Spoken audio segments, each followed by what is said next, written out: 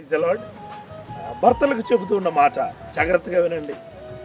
కొలస్సీలకు రాసిన పత్రికలో ఒక మాట ఉంటుంది, భర్తలారా మీ భార్యలను ప్రేమించుడి, నిష్ఠూర పెట్టకుడి.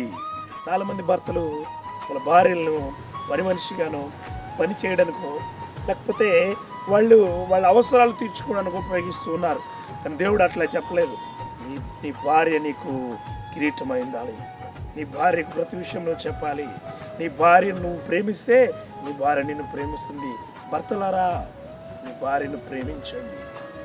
భార్యను ప్రేమించండి. బండిని కాదు, కారుని కాదు, ఉద్యోగాన్ని కాదు, బయట ఉన్న స్నేహితులను కాదు, బయట వ్యక్తులను కాదు. నీ భార్యను ప్రేమించు. నీ భార్యను ప్రేమించి వాళ్ళని నిష్ఠూర పెట్టకు, వాళ్ళని డిసప్పాయింట్ చేయకు. దేనిలోనూ ఏ విషయంలోనూ నీ భార్యని డిసప్పాయింట్ ఎప్పుడూ చేయకు. నీ భార్యను గొప్పగా చూసుకుంటే నీ భార్య నిన్ను మహారాజులా చూసుకుంటుంది. నీ భార్య నీ కోసం ప్రేమనిస్తుంది. నీ భార్య నీ కోసం ప్రార్థన చేస్తుంది. నీ భార్య నిన్ను శక్తివంతంగా నిలబెడుతుంది.